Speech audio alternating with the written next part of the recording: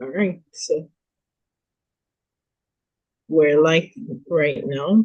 So I'll share my screen. So we've spoken a little bit about the um,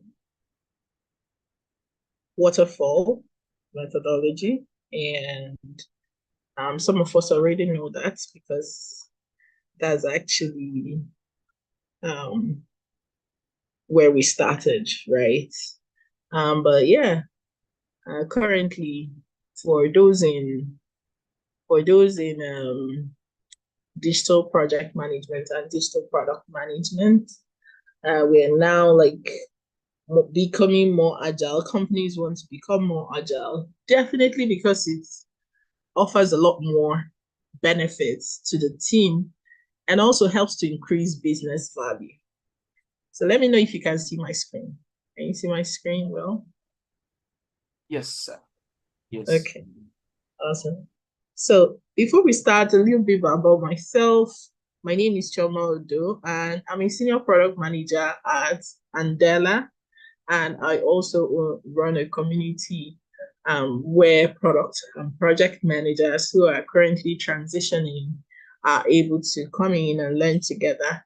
We hold these sorts of webinars and roundtable like chats where we just discuss some of the things that we've learned, ask questions, and learn together generally. I also, teach a product and project management class, but that is definitely if you're interested. So yeah, so that's a little bit about me. I started, I transitioned in tech in 2017 when I started out as a software engineer intern.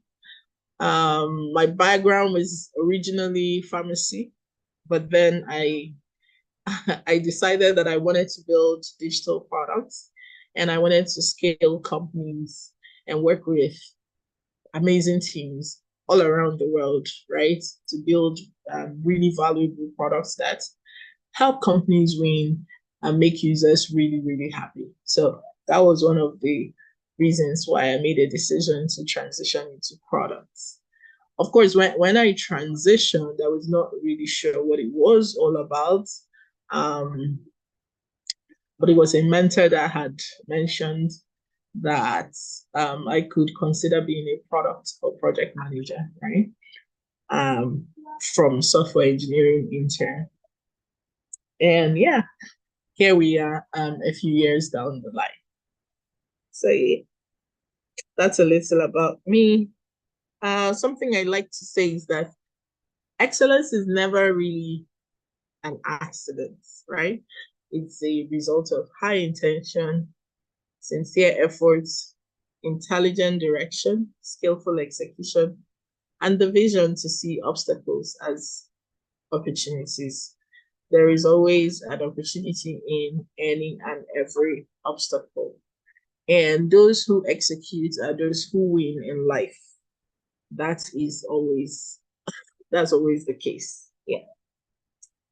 So today we're going to learn a little bit about what Agile methodology is, levels of Agile planning, benefits of Agile framework, and we're going to learn the Scrum, precisely the Scrum frameworks. But before we do that, we're going to see some other frameworks within the Agile methodologies. So what does Agile methodology means? It means um, you know, an incremental and iterative approach to software development that emphasizes continuous planning, understanding, improvement, team collaboration, development, and delivery. So it basically means breaking down software, a whole product, into um, small chunks so that they each make a shippable feature such that it can be executed in tiny little bits deliverables. Now, Agile is very much focused on that iterative approach. Why? Because Originally, the waterfall method was being used in software development, but it was realized that it was not sustainable, right? Imagine at that time building software in 2 years. Example, making an application that one could make now within 6 weeks, and just making it over a period of 1 year or 2 years. By the time you had executed all the processes in waterfall, you would realize that the market had changed, or the appetites of the users that you were building for were seriously different than what you had already scoped for. So a group of product makers, software engineers came together and decided that continuously building software this way did not make sense. Why? Because software was in no way a motor car or a motorcycle, something that required a streamlined process. So it was then agreed that under Agile, it was going to building out projects will now be much more iterative, meaning the entire product will then be broken down into small chunks and be delivered as small, tiny pieces, but that are shippable such that those increments made sense after every sprint. So that means that the Agile method could be broken down into individual models that teams work on, allowing for more adaptability to changes. So this helped the fact that before a product goes fully live, customers or clients could decide that they wanted to make changes to their product and did that, right? Or example, if a product manager spoke to users and came back with concerns, there had to be some part of the process that allowed for some sort of iteration, which means going back and improving on that part of the feature or that part of the software. So yeah, and when they came together, they decided to create an Agile manifesto, which had like 4 major parts. We will go over everything, but I just want us to see like the main parts of the Agile manifesto. So here they said individuals and interactions over processes and tools. Waterfall was very heavy on processes and tools. I don't know if you understand waterfall, Dami. Is that something you're fully familiar with? Yes, it's more like a sequential process. It's like a step-by-step process. You probably I think there's execution. The first step is, I know there are 3 steps. I know the second one is design before. Like you have to follow, like there's an hierarchy of how things are done in waterfall. Yes. Like you can't beat this step before you go. You have to follow through the process before you Absolutely. get to, yeah. Absolutely. So that was it. But in Agile, the team decided that individuals and interactions should be valued over processes and tools. These didn't mean that processes and tools will be completely eliminated. It just meant that interacting with users, interacting with the team was much more valued over following a step-by-step sequential process, which was something that was very, very prevalent in waterfall. If you know waterfall, you realize that they have, like you said, entire steps. First of all, you do initiation, and then you do project planning, and then after project planning, you have to move on to execution. There is a part for control. monitoring and control, and before the finally project closure. And for each one of these phases, there were different steps and documentation that had to be completed before you move to the next.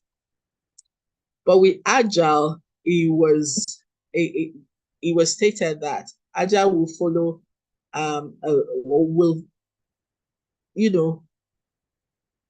Agile will prefer individuals and interactions over processes and tools.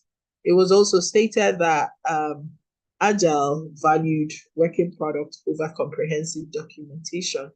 If you also know waterfall, you know that every single phase had tons of documentation around it. You had to write your business case, you have to write your feasibility studies, the project charter, statement of work, and so many other things that will come. That will be entirely on the initiation phase, right? So, but instead of comprehensive documents, it was stated that a working product should be more valued over this comprehensive documentation. Customer collaboration over contract negotiation, right? Clients were supposed to be able to collaborate with the software team during product demos and sprint reviews, rather than just treating them as contracts to be negotiated. Okay, I've made your product for you. As soon as I'm done making your product, that's it. Example is you're creating a website, right, for someone or for a customer or client. And once you're done, you don't even get their feedback on the product that you created for them, on the website that you created for them. You just tell them, hey, okay, since I've created this, we've completed our contract negotiation. You paid $10,000 for it, and that's all. So that wasn't the best way to build software, and that was iterated over in the Agile Manifesto. So the team also valued responding to change over following a plan. Okay, so most of the times, like we just said, Waterfall was more interested in following all the little processes and following a strict plan that is very, very sequential. So once we're done with that whole initiation phase, where we write statement of work, where we write our charter, business case, feasibility analysis, then we go on to the next phase, which is somewhere around, we start doing planning. And with planning, there were tons of things to do on the planning. You do solution analysis, you have to go in and do quality management, change management, all the little bits and pieces that needed to be done. You had to manage budgets, create a plan, do resource and allocation. All these things were what was required under Waterfall. So Agile, I mentioned that the team that worked on this Agile Manifesto said, no, this is not the best way to approach this particular software development. It was better that we as software engineers and as builders understand that the market continually changes, right? I was telling someone the other day that it is becoming increasingly competitive to build software. Why? Because of the changing times and because of how quickly the different markets, different personas, and different sorts of markets is changing, right? Since actually the pandemic, right? And then also the economic situation of the entire world sort of moves, right? And so it's always important when building software to understand this so that you can continuously respond to change. So that is, while there is value on the things on the left, right? Everything here, on the things on the right, we value all the items on the left a lot more. So there is value in processes and tools. There is value in comprehensive documentation, contract negotiation, following a plan. I hope you all know that as a product manager, you still do a lot of, and project manager, you still do a lot of documentation, right? Whether you practice agile or not, right? But then we value the things on the left a lot more, right? We value individuals and interactions. We value working products, customer collaboration, and responding to change a whole lot more. Now, this is the entire Agile Manifesto. I don't want to go through it so much, but yes, we do. I would like for us to go read it.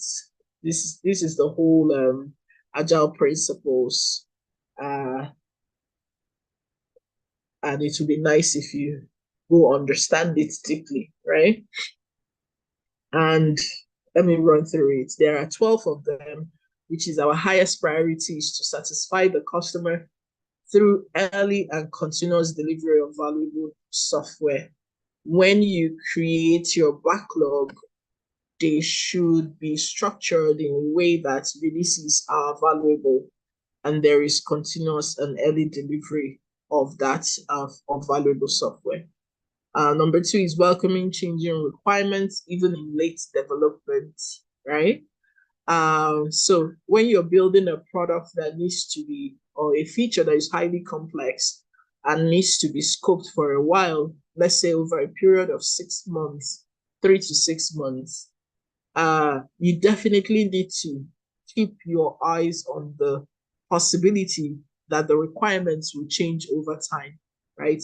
Especially if you're building a feature that in an industry that is heavily regulated. Example is the fintech, where the government can decide to, especially in Nigeria, where the government can make some, regulations that changes the way you build your product. You should definitely keep an eye on that. So imagine that you scoped that or that you're working on such a software and something happens and you did not take into consideration the changing requirements. That means that definitely your product will soon become obsolete. Why? Because customers who are able to be agile can harness change for their customers' competitive advantage. So that's something to keep in mind. Number three is to deliver working software frequently from a couple of weeks to a couple of months with a preference for shorter time scale. We prefer that in Agile, we prefer that software is delivered at very short time frame. The shorter, the better. So if you can do 2 weeks, 1 week, that's perfect. Over maybe a month. But regardless, Agile is quite, you can tweak it for yourself and adapt it for your team. So it's quite flexible. Then business people and developers must work together daily throughout the project. You can imagine that over the course of Waterfall, there were lots of silos. Developers will work at their own end, and then maybe business units will work on their own end, and products will just maybe write specs and share with devs and move on. But under Agile, there has to be synergy and continuous collaboration between business people, product people, project people, and developers. Like the team has to be truly cross-functional. Then build number 5 is build projects around motivated individuals. and give them the environment and support they need and trust them to get the job done. This is really huge because Agile preaches ownership, right? I always have an issue when I hear young product managers or project managers complain about working with software engineers that they have to chase around, right? For updates. If you're truly practicing Agile, every team member should understand this and they should truly own the product. They should truly own the features that they are working on. They should truly commit, right? When you plan your sprints, the team should truly commit to actually effectively executing those sprints. So it's not right if you say you're agile as a company and you have to run around your developers. That is not the spirit of Agile. The most efficient, number 6, is that the most efficient and effective method of conveying information to and within a development team is face-to-face communication. So whether you're doing it physically or virtually, just communicate consistently with your team. And number 7, working software is the primary measure of progress. So there can't be anything like, oh, it works on my local. I see a mime often on some walls, right? And people say, oh, are you sure? Yeah, it works on my local. But honestly, it cannot work on your local. Why? Because we are agile. So that means that we have to consistently deliver working software. So if we committed to shipping a feature this sprint, after 2 weeks, we had better be shipping that feature without saying, oh, it's working on my local. And then it's not testable, right?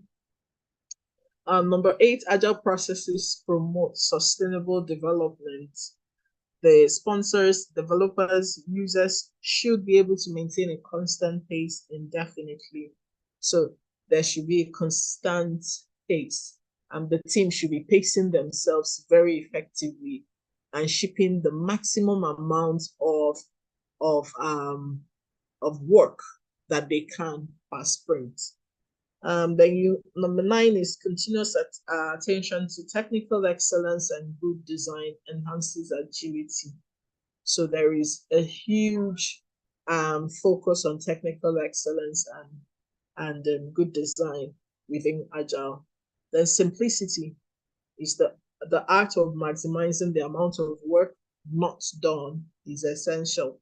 So if there's no need to do work, there's no need to cram everything into one sprint. I know some people have this issue where the product owner or maybe the product manager and project manager assigns work, and then the CEO comes in and say, oh, okay, yeah, I still need additional features crammed into this sprint. And that is not effective if you're working in Agile. Number 11, the best architectures, requirements, and designs emerge from self-organizing teams. I've said this before. The best teams to implement Agile are teams that own their work through and through, and they truly self-organize. And when they commit to completing a feature or features, a set of features or a set of stories within a sprint, they actually do that.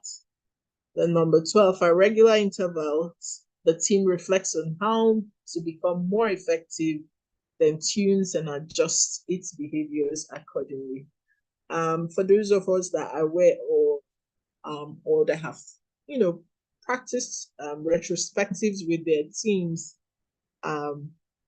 this helps the team in general, the team, not just one person, to become much more effective and adjust their works and behavior accordingly. So retrospectives are not time for people to begin to point fingers. Oh, back end said to front end that they didn't do this well or they didn't do this well. The first rule of retrospective is that Our team is we, right? It's us. The success of the product lies on us, and there is no pointing of fingers where the QA is saying, no, the back end did not make this work, and the back end is saying, no, but the front end didn't connect the APIs well. Things like that, right? That we hear every day if you're already working. Now, Agile, like I said, okay, we have gone over our Agile values, which are individuals and interactions over processes and tools, working software over comprehensive documentation, customer collaboration over contract negotiations, and responding to change over following a plan. Now, we have the 5 levels of Agile planning, right? Where, first of all, you have to understand the product vision. And this product vision is what um, informs the development of the product roadmap, right? And when in the product vision, the senior executives alongside contribution from the product team, which includes, of course, the product manager, should answer questions around what are we building? Who are we building this for? Why are we building this? When do we build this? What are the constraints and assumptions around building this? If you're a senior, you might also have or contribute a lot into writing this product vision. But also, alternatively, if you're in a very large organization, it often comes from the highest management, and executives. And then it goes on to inform the product roadmap, right? Where we have, depending on the framework that your team uses, if you use something like a framework like NNL, like now, next, later, you define the releases and a theme or feature sets that you're going to be working in quarterly, right? You also identify the objective of each release and the development approach. Then you have the release planning, where everything will now be broken down into tiny little pieces, and we now have like the iteration built out. Things like we define the epic, the initiative, epic stories, the priorities, size, estimates, definition of done, and break it down. Now, at the iteration planning, this is where you have the tasks. So most times you turn the stories to technical tasks and try to understand the level of effort and level of commitment to building them out. Then, of course, you also have your daily planning. Now, with daily planning, that's what we often know as, in Scrum, we know it as daily stand-up. And a lot of people tend to attend some of these meetings. And this is where we look at things like, what did I do yesterday? What will I do today? And what is blocking me? And that is generally the 5 levels of Agile planning. And depending on the frameworks that you use, whether you use Lean, Extreme Programming, Scrum, you will see this sort of Agile planning in different ways. Now, benefits of Agile. A lot of teams are adopting Agile, honestly, and in as much as many people have waited for it to die, it didn't, right?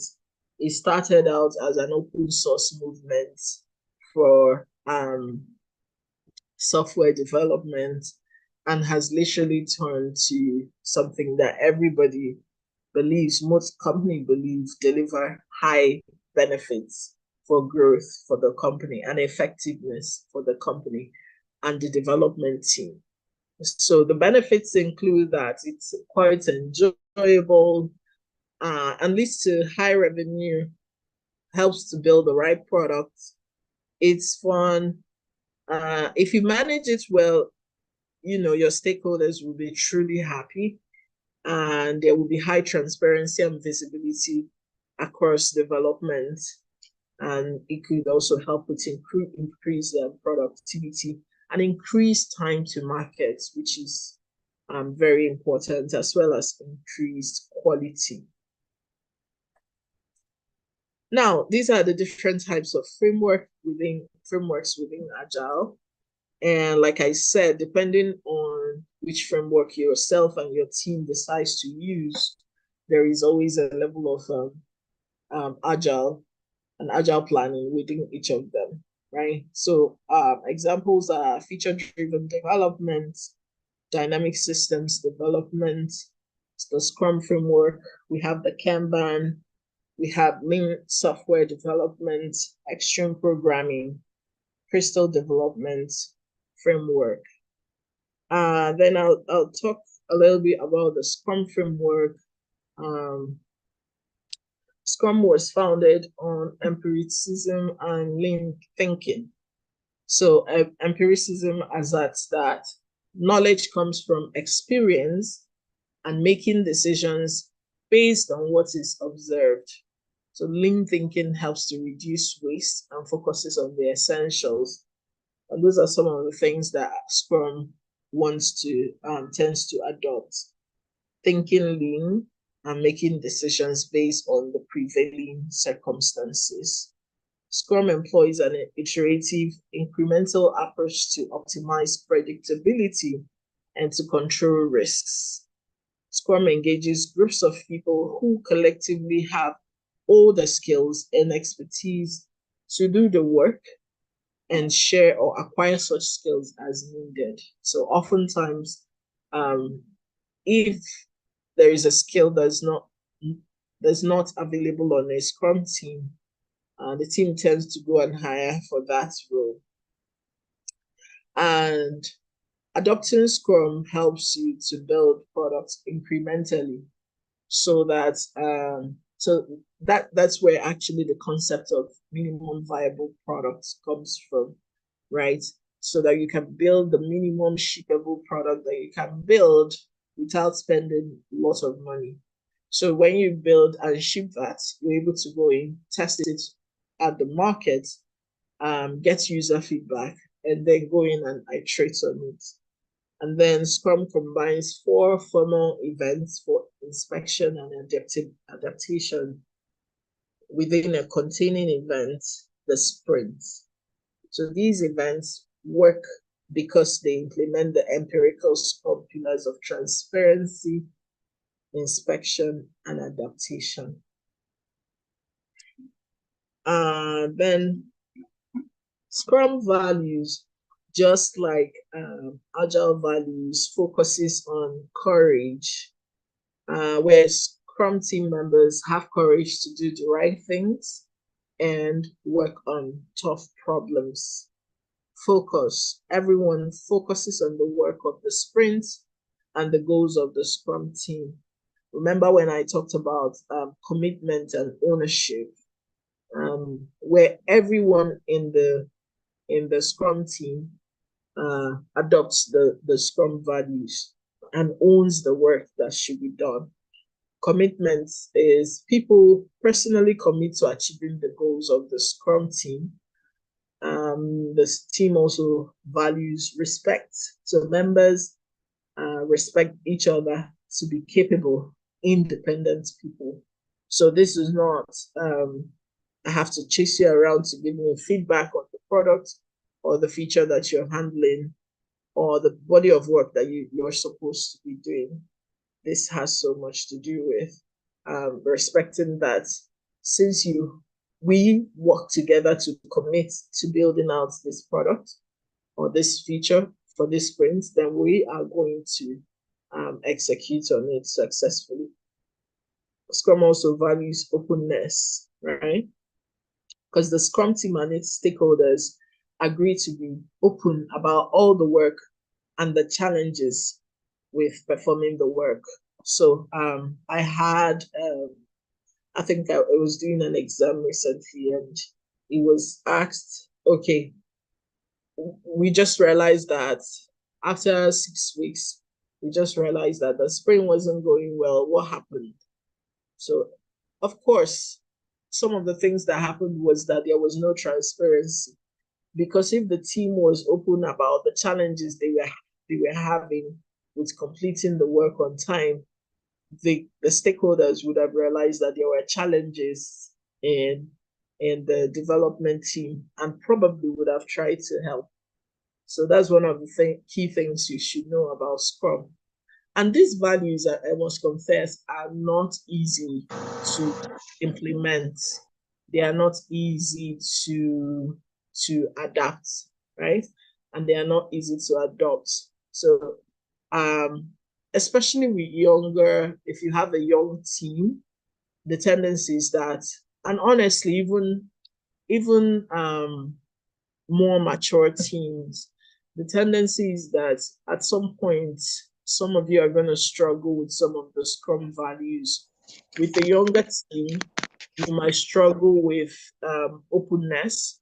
They may have issues with being transparent, especially if they are struggling with, example is a front end developer that is struggling with maybe centering a div, right? And they could tell you a million times that they are working on it. Oh, I'm working on it. I'm working on it. And but it takes you creating, you as the project manager, creating that environment of safety for them to come out and say, hey, okay, I think I need a senior person to help me with this div I'm struggling to center, right?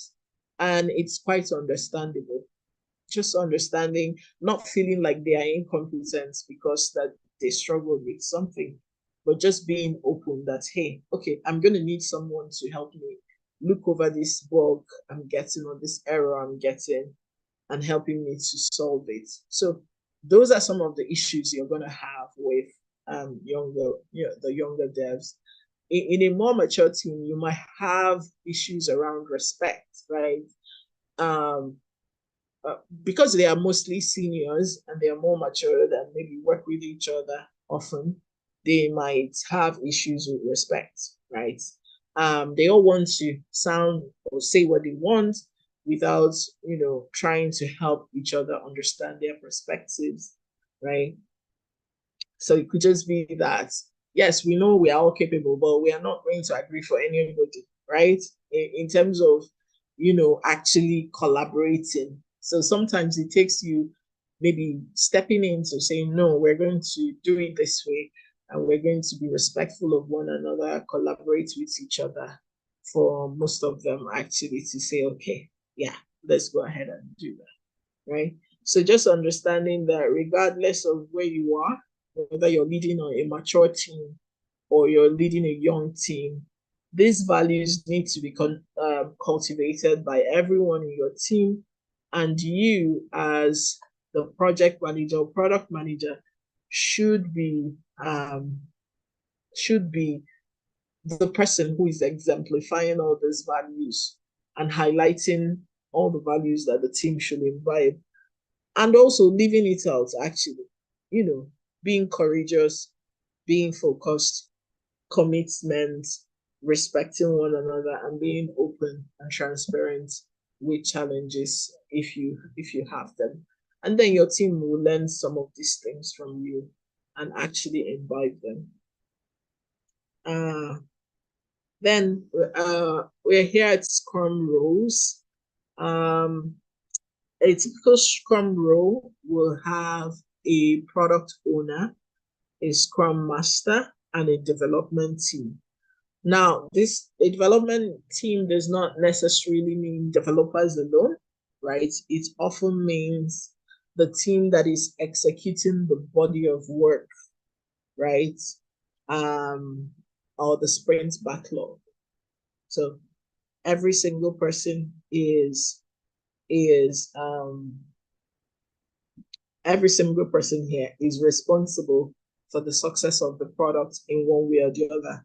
And everyone, regardless of whether you're the Scrum Master or product owner, should have the same level of commitment to ensuring that the product is successful. So the product owner manages the product backlog and optimizes value of the product, while the Scrum Master will manage the Scrum process and remove impediments. Then the development team will manage itself and create the done increments. That is those who are actually executing the body of work. And okay, so I try to also improve on and just give more details on some of the responsibilities of the Scrum roles.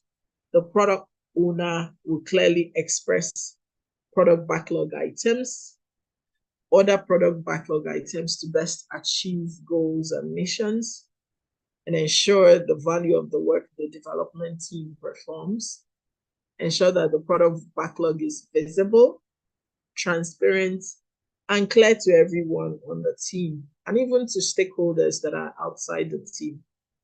Ensure that the development team understands items in the product backlog. These are all the responsibilities of the product owner. Then for the Scrum Master, clearly communicate vision, goals, and product backlog items. Teach participants to create clear, concise product backlog items. Facilitate Scrum events as requested or needed.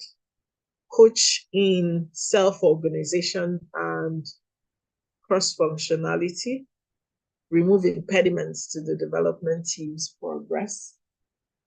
Plan Scrum implementations within the organization, and help employees and stakeholders to understand and enact or execute on Scrum.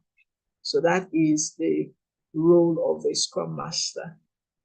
And all these roles are certified in case you want to select, especially product owner and Scrum Master.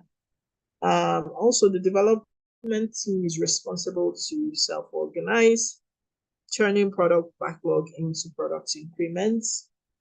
Cross-functional collaboration, they're supposed to collaborate with each other and with teams outside of themselves across the organization, share accountability in the development team as a whole, and avoid sub-teams dedicated to particular domains. That means that they must share expertise among themselves such that what one person knows, the other person is able to take that and build on it. And that is a huge responsibility of the development team. There should be no silos within your team, and knowledge should flow freely across the team, the Scrum team. Okay, so these are like the Scrum, excuse me. These are the Scrum ceremonies and artifacts. And as you can see, inputs from executive team, stakeholders, customers, users, all of them move into the product backlog, which is managed by the product owner. So they all come down from these sets of people, from everyone in your team, in the company, executives, from your customers, from your users, and goes into the product backlog, which is then managed by this product owner. And they are then ranked, right? The product backlog is a ranked list of what is required, features and stories, right? And this is what is required. And like we said, they are broken down versions of the product roadmap. And the team then selects, starting at the top, as much as it can commit to deliver by end of the sprint, right? So during sprint, the product owner, alongside the Scrum Master and the Scrum team, that's the development team, will then select from the top of the product backlog what it can commit to delivering by the end of that sprint. And then once they've done that, They then have what we call task breakouts, where the product owner assigns alongside the scrum master would then, or technical lead, assign tasks to the development team. Now, the sprint is between 1 and 4 week sprints, and the sprint end date and team deliverables do not change within this timeline. Okay. Then every 24 hours, the Scrum team meets for their daily Scrum. Okay, and they meet only for 15 minutes daily. Of course, some teams adapt this to mean anything, but the standard it should be is just 15 minutes where they answer questions. The development team will give feedback and updates to the rest of the team, talking about what they've done yesterday, what they commit to doing today, and what the blockers, if they have any blockers, and where they need help. So it should be between at least 15 minutes. If you have a large team, it could be much more. But yeah, the standard is 15 minutes. Now, at the end of the sprint, there should be a sprint review where the stakeholders come in to inspect the finished work. Okay. And that was the work that was committed to at the beginning of the sprint. So that will be inspected. Inspection means something like demo. If the developers built out a feature, example, an authentication system, that would be a good time to come and show what has been done. And the stakeholders will either accept or give feedback on the feature that was shipped or that was created within the sprint. Then after that, the team should take some time to have a retrospective meeting, understand how the sprint went and what they could do better in the next sprint. Now, the Scrum activities and their maximum length.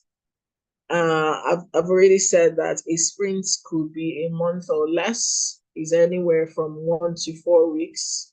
So you are definitely open to adapting it to what works for yourself and your team.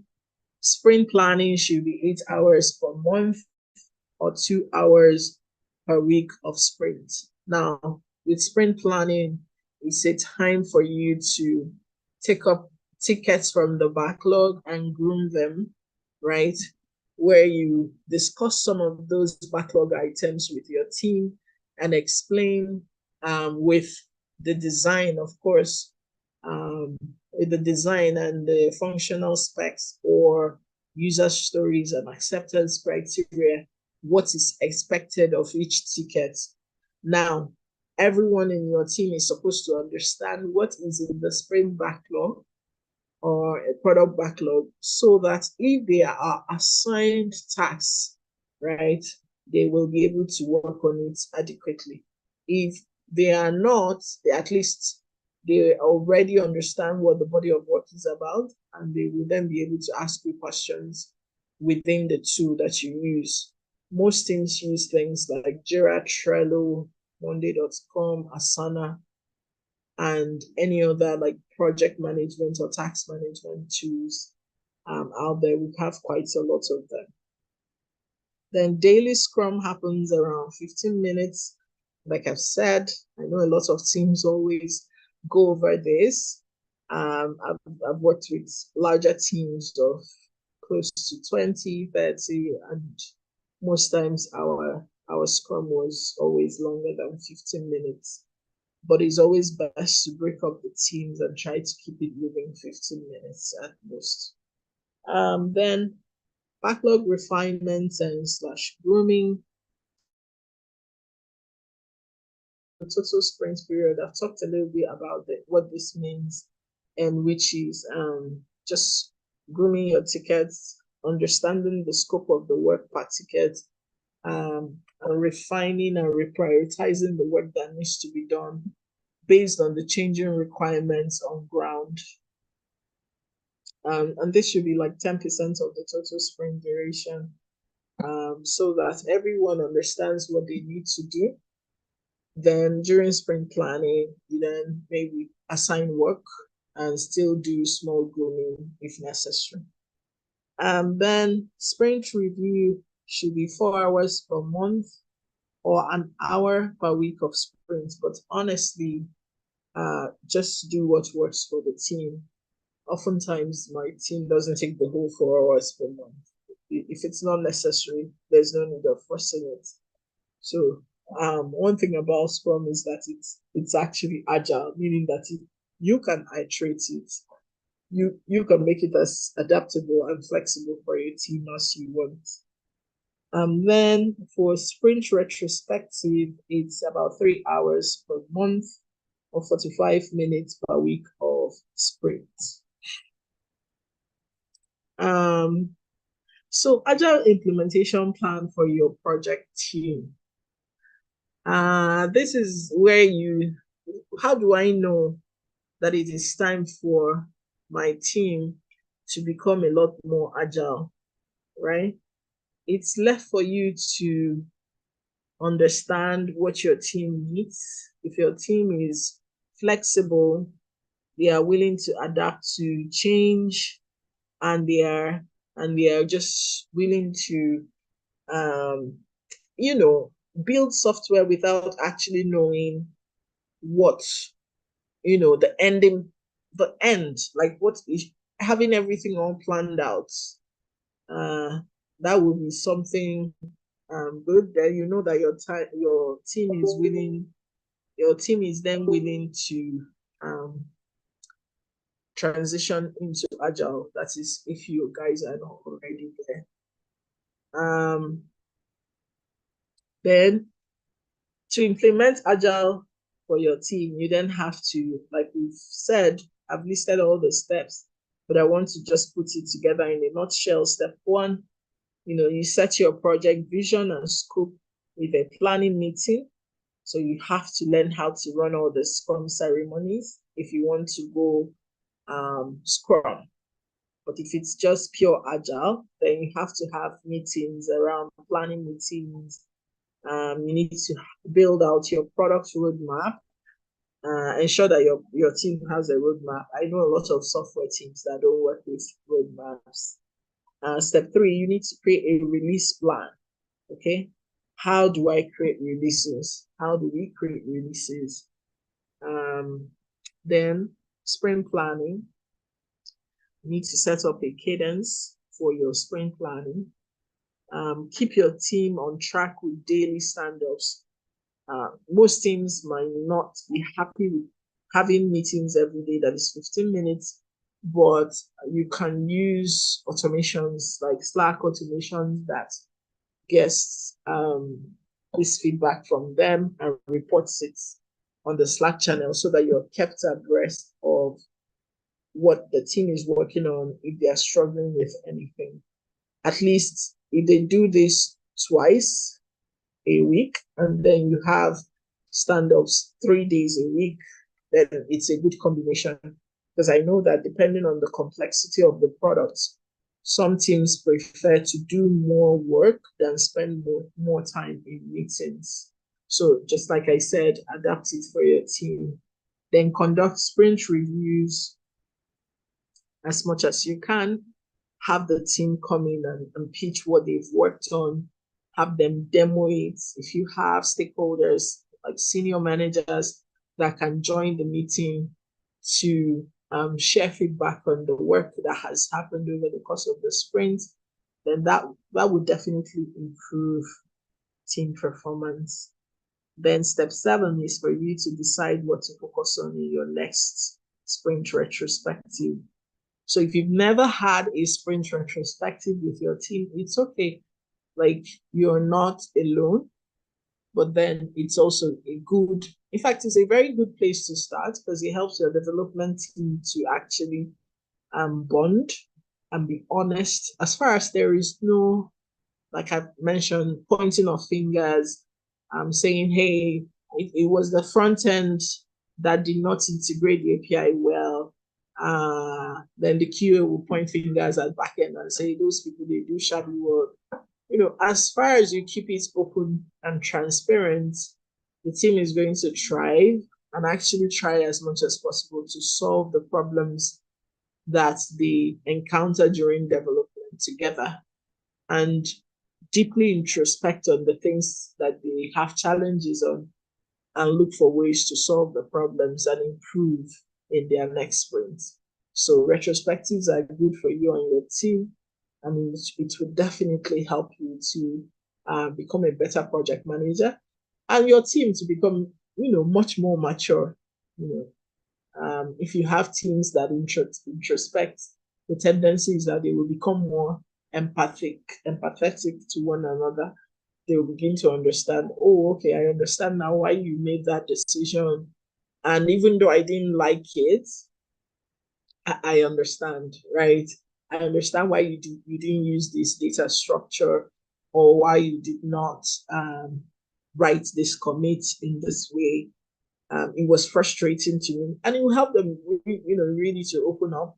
It was frustrating to me. I didn't see your commit, or I think that your commit messages were not complete.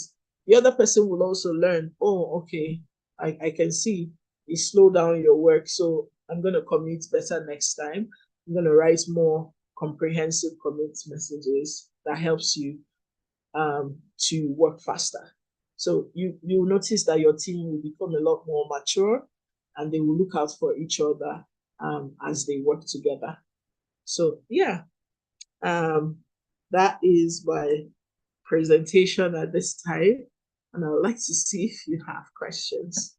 Thank you, everyone.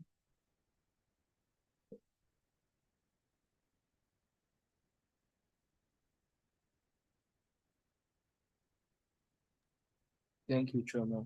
Thank you. Something for Scrum, I would like to understand, is it a framework under Agile, or there are two different entities? Yes, yes. So Scrum is a framework under Agile. Alongside other frameworks, there are actually so many other frameworks, and I shared earlier, right? That you can use any of these frameworks under Agile. So like FDD, DSD, that is Dynamic Systems Development, Feature-Driven Development, Kanban Framework, Scrum, Lean Software Development, Extreme Programming, Crystal Development Framework. So all these are actually different frameworks within Agile as a methodology. I think I hear more of Scrum and Kanban at Yeah, places. yeah, absolutely. Absolutely. And that is understandable because they are the most flexible, and they are also the least technical, right? They are also the most lean, actually. They are quite lean, and most times extreme programming is used by technical team, right? Most times I've seen feature-driven development, same, highly technical products as well. But Scrum and Kanban tends to be much more neutral, especially Kanban. Kanban is the most neutral of them all. I know a team that hated Scrum, and we just mostly use Kanban, right? So because everyone didn't want to be doing Scrum ceremonies and spending so much time in meetings already, because we already had a lot of meetings. They didn't want to add more Scrum ceremony meetings to it, and we just decided, fine, we're just going to use the simplest of them all, right? Which is Kanban. We decide the work that we need to be done. We prioritize it. The developers go in, select the tickets they're going to work on, and then move them across to do in progress and complete. And that saved the day, basically. It wasn't perfect, but it was, enough to get our work going. It was really a very complex data product that we were building.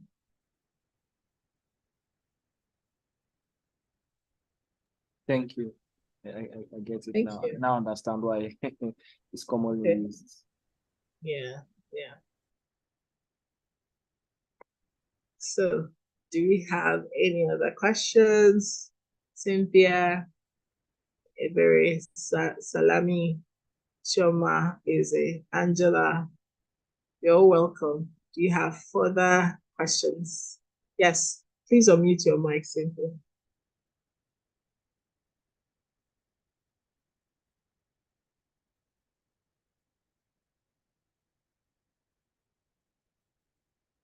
Cynthia, your mic is, your hand is raised, Okay. but your Yeah. okay, awesome. Hello.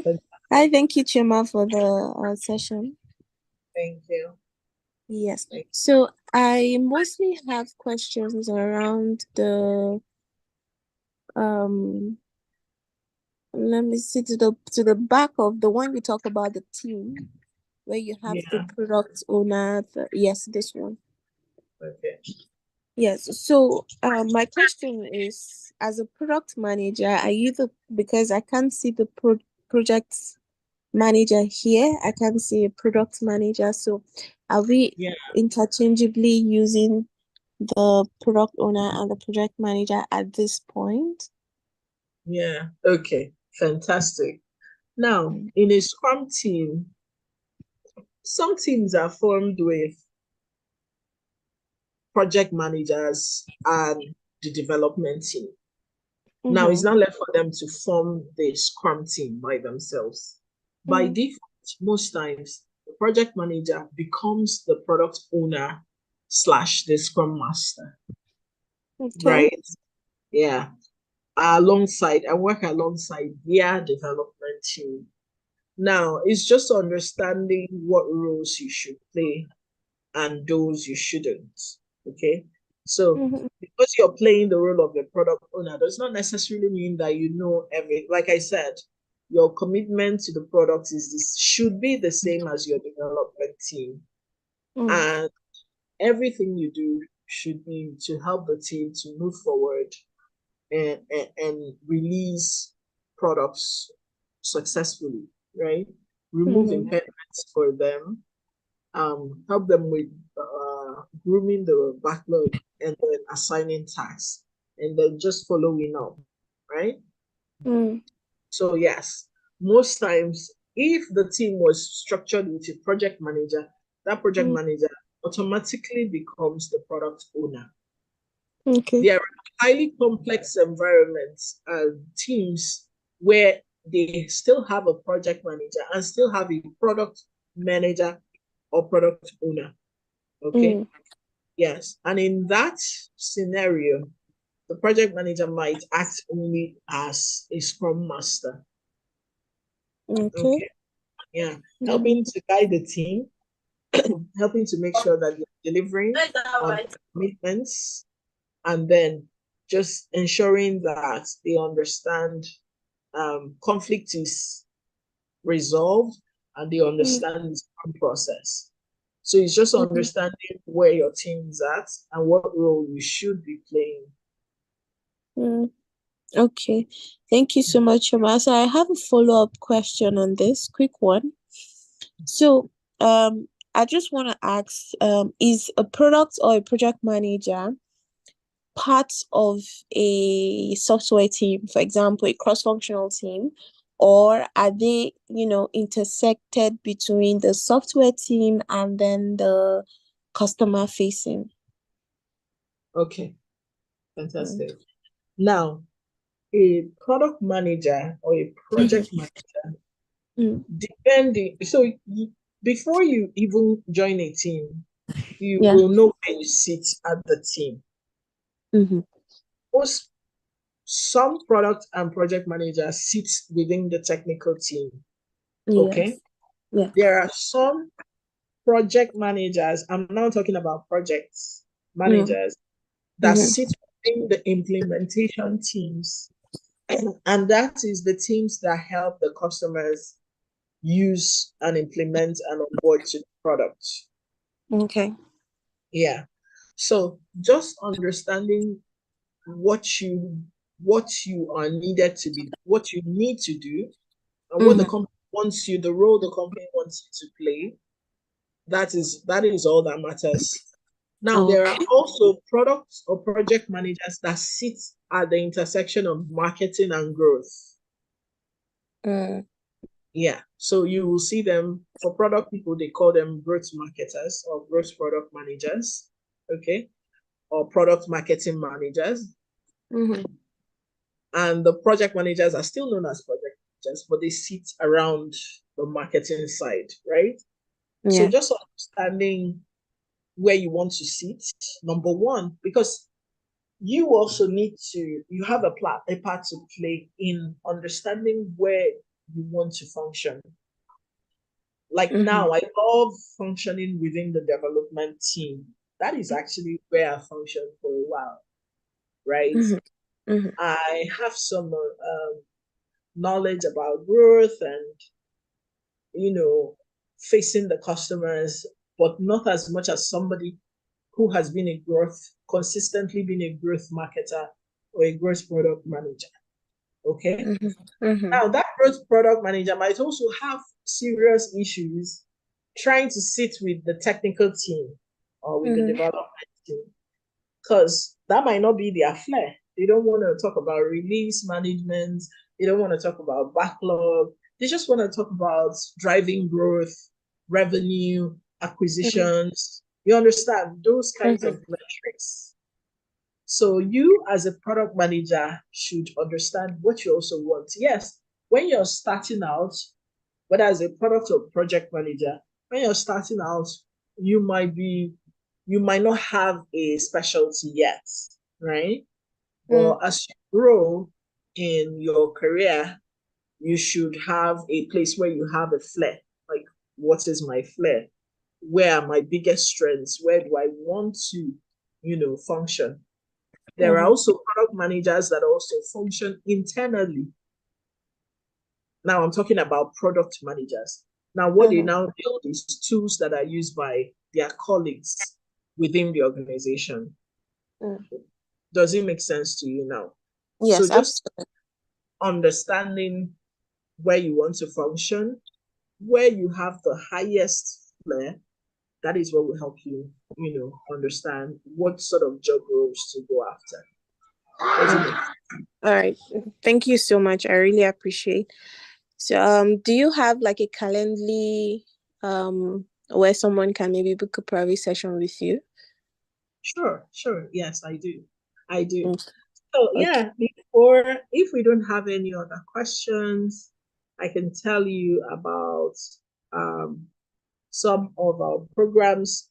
We have a community where we share learning, right? Where we try to learn together. And also, we hope you will get a lot more heated, right? We want to do much more programs and try as much as possible to learn together. We also have classes, Agile in digital Agile project management and product management classes that I teach myself to help product managers, ramp up faster on their skills. So let us know if you'd like to be part of any of those programs, and we will be happy to have you. But meanwhile, we're excited that you joined us, and let me know if you have any more questions. And please do connect with me on LinkedIn, on Twitter, and say hi if you will. Okay, awesome. Ebere, can you share the link in the channel for the community?